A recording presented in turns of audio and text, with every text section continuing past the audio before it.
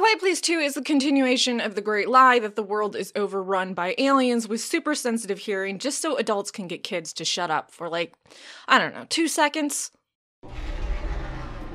Warning, this entire review has spoilers for A Quiet Place 2, so if you haven't seen it, go see it. It's pretty good. If you haven't seen the first one, probably watch that first, and then watch A Quiet Place 2. Unfortunately, you do have to go into the theaters as of right now to see the movie. You can't, watch it at home and stream and pause and go pet your cats or pee whenever you want, so that's unfortunate. Also, you have to be around disgusting, diseased humans. But thanks to COVID, you actually don't have to sit next to humans right now, so it's pretty good.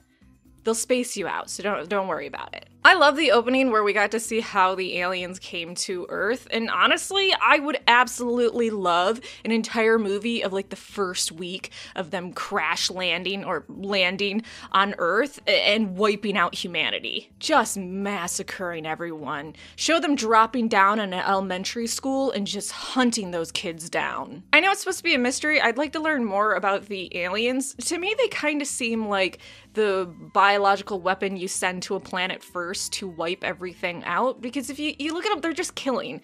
It's not like they're doing it to eat or anything like that. It just seems like they're wiping out all life that they hear. So kind of seems like there's a more intelligent alien that, can do space travel and send ships to different planets.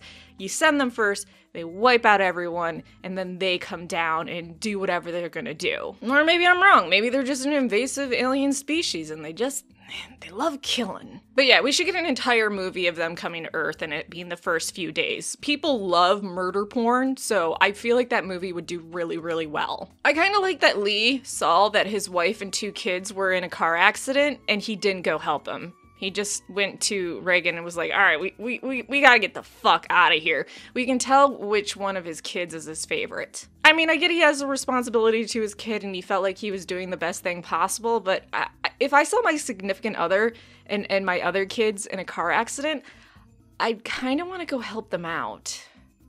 I mean, I guess I don't have kids, but I was told you have a connection to them and you want to, like, help them? After that, we go right to where the first movie left off, like literally where the first movie left off, and they are leaving the farm because I guess the noise is gonna draw more monsters, or maybe the fire is gonna burn everything down. I don't know. I feel like they had a home base advantage, especially since they now know how to take care of the creatures, but instead they're like, all right, well, let's head out and find other people and you put ourselves in danger. This is what happens when a woman is leading the group. So they head out to find other people. They end up going to Emmett's territory. And honestly, when Marcus had the bear trap go on his leg, I thought for sure the mom was gonna knock him out. Like, shh, shh, shh. Okay, bam. I was very disappointed when there was not violence towards children in that scene. I mean, besides the bear trap, that was pretty cool. Also, Emmett, I'm really glad that you didn't waste your bullets on women and children. Your gun deserves better than that guy. All right, let's talk about the elephant in the room. Emmett is insanely hot.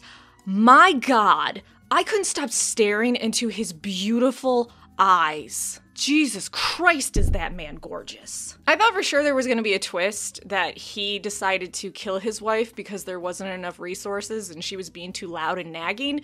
But when Marcus went up and found her body and it was totally intact, I was like, oh, he was just a loving husband. That's boring. It would have been great if he found the body and it just had like a million knives all stuck in it. What if we were to get another movie and we just follow Emmett and his family trying to survive? It seems like he encountered some people by him saying no one left alive is worth saving. Or maybe it wasn't that he has encountered anyone, it's just his own self-loathing. I guess that could be it too. I really don't get why he didn't try to meet up with the family.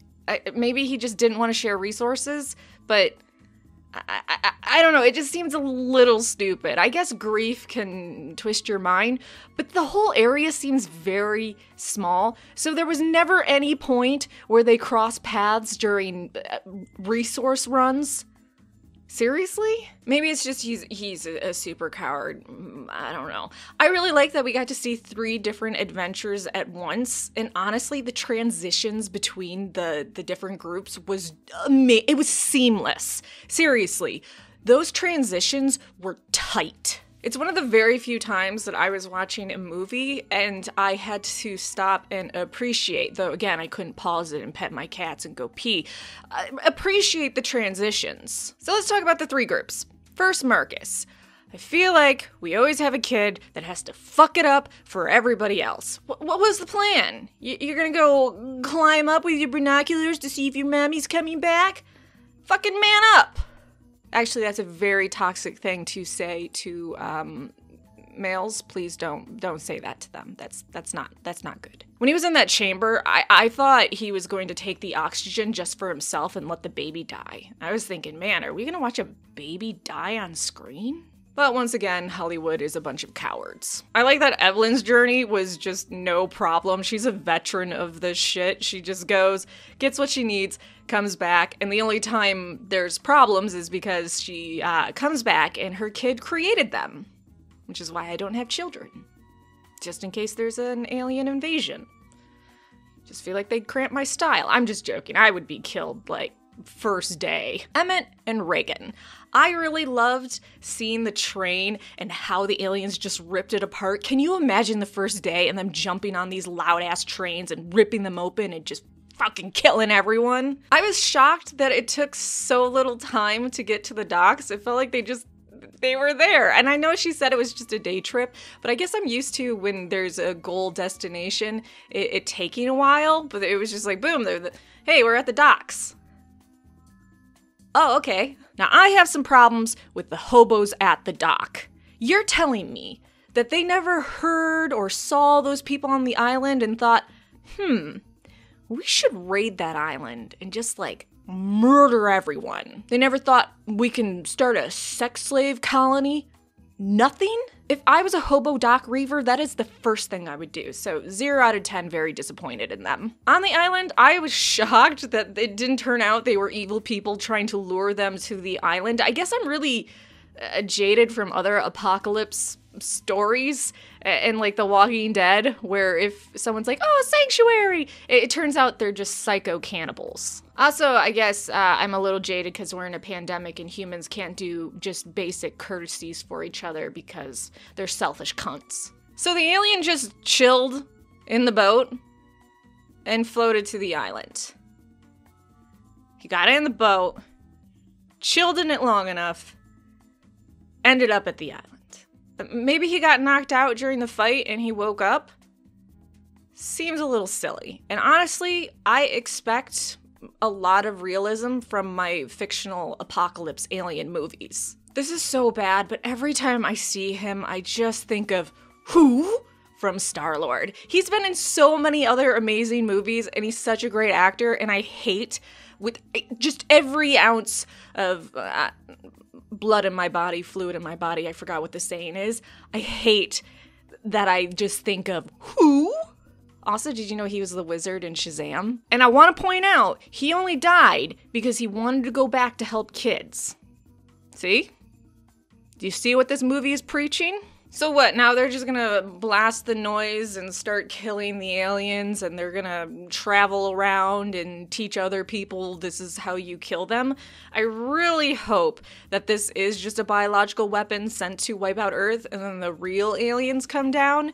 And I didn't mean that, not real. The monsters in the movie are real. I wasn't trying to like shame them or anything. But I would love if they would, the masters were to come down and be like, hey, noise doesn't really bother us, so get fucked.